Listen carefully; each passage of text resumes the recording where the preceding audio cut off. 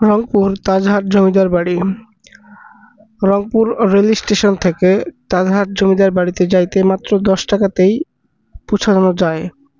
আপনাদেরকে দেখাবো তাজহাট জমিদার বাড়ির ভিতরের কি কি দেখা যায়। এখানে প্রত্নতাত্ত্বিক যেই পোড়ামাটির এটা দেখতেছেন, প্রত্নতাত্ত্বিক যে জিনিসগুলো আছে এখানে এই জাদুঘরে এইগুলো সংরক্ষণ করা হয়েছে বিভিন্ন জায়গা থেকে। আমি স্থানীয় যারা এখানে দায়িত্বশীল যারা আছে তাদের সাথে কথা বললাম। তো তারা আমি জিজ্ঞেস করলাম যে এখানে এই যা কিছু দেখা যাচ্ছে এখানে যেগুলো রাখা আছে এখানে এই সব কিছুই কি এই তাজমহলেরই কিনা। তো ওনারা বলল যে এখানের অনেক কিছুই এই তাজমহলের বেশিরভাগই বাহিরে থেকে সংগ্রহ করা, যেগুলো এখানের এই জাদুঘরের সৌন্দর্য বৃদ্ধি করার জন্য এখানে নিয়ে এসে সংরক্ষণ করা হয়েছে। তো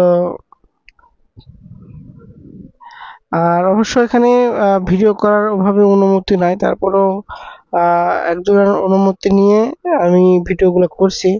খুব দ্রুত করা, যার জন্য আমি আপনাদেরকে একবারে সবকিছুর একবার নাম এবং ডিটেলস একবারে বলতে পারতেছি না। এখানে আপনারা লেখা আছে প্রত্যেকটা মূর্তি বা পাত্র বা যে কোনো ঐতিহাসিক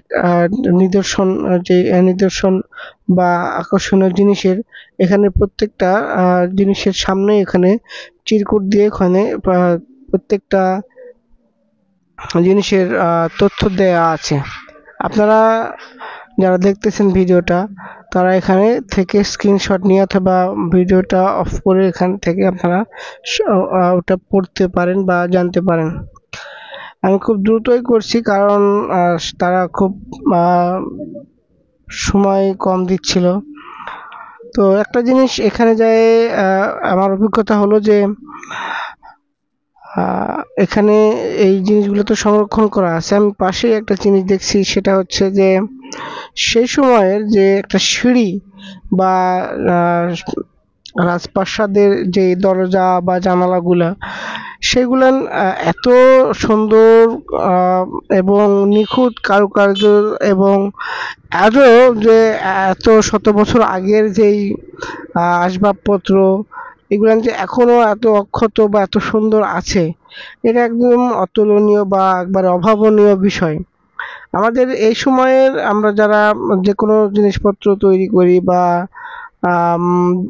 যদি বলেন যে কোনো টেকনিশিয়ান বা কোনো ইঞ্জিনিয়ারের কাছে যাওয়া হয় তাহলে কিন্তু অনেক টাকা পয়সা খরচ করতে হয়, অনেক শ্রম দিতে হয়, তারপরেও আমরা অনেক সময়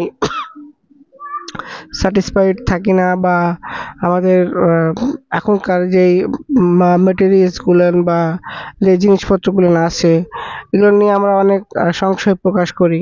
কিন্তু সেই সময়ের যারা কারিগর বা ইঞ্জিনিয়ার যারা ছিল তাদের দক্ষতা আসলে কেমন, এই ভিডিওটা যদি আপনি পুরোটা দেখেন এখানে পুরো আসলে কয়েকদিন ধরে ঠান্ডা লাগার কারণে একটু ঠান্ডা লাগছে, গলা একটু সমস্যা।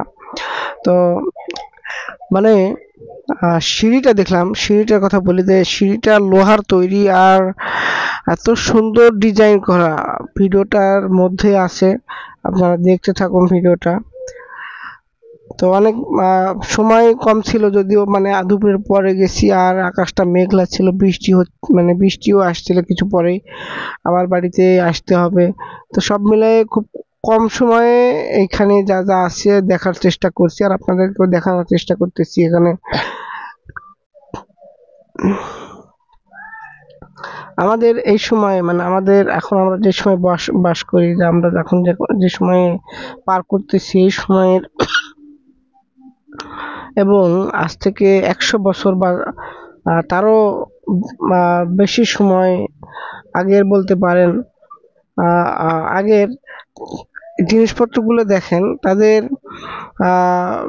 সংরক্ষণের পদ্ধতি, তাদের যে কাজ, তাদের যে একদম নিখুঁত এবং এত সুন্দর। আমাদের এই প্রযুক্তির যুগেও কেমন জানি তাদের এই জিনিসপত্রগুলোকে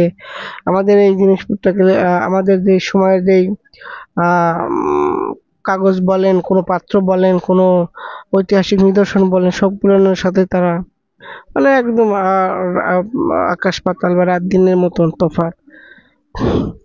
এই যে টাইলস গুলো দেখতেছেন এখানে কিন্তু এইগুলো কিন্তু সেই সময়ের এইগুলো বানানো আছে। আর এইগুলা এগুলাতে কিন্তু কোনো সংস্কার করা হয়নি, যা ছিল ঠিক তাই আছে। এখানে দুই পাশে মানে ঢুকতেই ডান দিকে এবং ঢুকতেই রাজবাড়িতে ঢোকার পরেই সামনে আছে কিছু নিদর মূর্তি বা আরো অন্যান্য যে সংরক্ষণ করা আছে আহ, সেই সময়ের এটা খোদাই করা একটা আরবি পাথর, কষ্টি পাথর যেটা বলে কালো পাথর বলা হয়। এবং ডান পাশে আছে আর একটা জিনিস দেখলাম দরজার ব্যাপারটা, যেটা যে একটা করে দরজা মানে রাজা যেখানে থাকে, যে ঘরে থাকে, সেই একটা ঘরে দরজা আছে বেশ কয়েকটা, এবং প্রত্যেকটা দরজা থেকে তার সাথে মানে আহ, আহ, ঘরের ভিতরে যেন দেখা যায় যে কে আছে বা কি হচ্ছে, এটা দেখার জন্য আমরা যেমন পুরো জানালা সরানোর প্রয়োজন পড়ে, এটা কিন্তু পুরো জানালা সরানোর প্রয়োজন পড়ে না। এটা একটু ফাঁক করলে একটা সিস্টেম ওখানে আছে, দেখলেই বোঝা যায় যে হ্যাঁ এটা মানে একটু শুধু একটা আঙ্গুল দিয়ে করলেই ওটা দেখা যাচ্ছে ভিতরে, ভিতর থেকে লক করার সিস্টেমও আছে। আর এই সব কিছু দেখে আমাদের কিন্তু অবশ্যই শিক্ষা নেওয়া উচিত যে আমরা যতই শক্তিশালী হই, যতই ঐশ্বর্য পূর্ণ হোক আমাদের সবকিছু, আমরা যত সমৃদ্ধ হই না কেন, আমরা কিন্তু একসময় বিলুপ্ত হব বা আমাদের সবকিছুই একদম নিঃশেষ হয়ে যাবে। আমরা আমাদের অল্প কিছুতেই আমরা কিন্তু অনেক দাম্ভিক বা অনেক জাহির করতে থাকি। এটা আমাদের জন্য কিন্তু বড়ই একদম দুর্ভাগ্যের বিষয়। আমাদের পূর্ববর্তীদের মধ্যে অনেকেই বলবো কি কথা, কেউই স্থায়ী হয়নি। তাহলে আমরা কিভাবে স্থায়ী হই? আমাদের আহ, এই যে রাগ, জেদ বা ক্ষোভ, আর এইসব থেকে আমরা কিন্তু আমাদের পূর্বপুরুষদেরকেও স্মরণ করতে পারি, যারা গত হয়ে গেছে, যারা আমাদের মাঝে নেই। এ থেকে আমরা একটা শিক্ষা পাই যে আমরা কেউই চিরস্থায়ী না, আমরা সবকিছুই রেখে যাব, ছেড়ে যাব, শুধু থেকে যাব। দেখেন একসময় যারা রাজত্ব করত, যারা অত্যাচার করত, যারা আবার সুশাসন করেছে, আবার যারা জুলুম করেছে, আমরা সবাইকেই কিন্তু মনে রাখি, মনে করি বিভিন্ন ভাবে। সেটা হচ্ছে কাউকে আমরা শ্রদ্ধার সাথে স্মরণ করি, আবার কাউকে আমরা ঘৃণা ভরে পরিত্যাগ করি।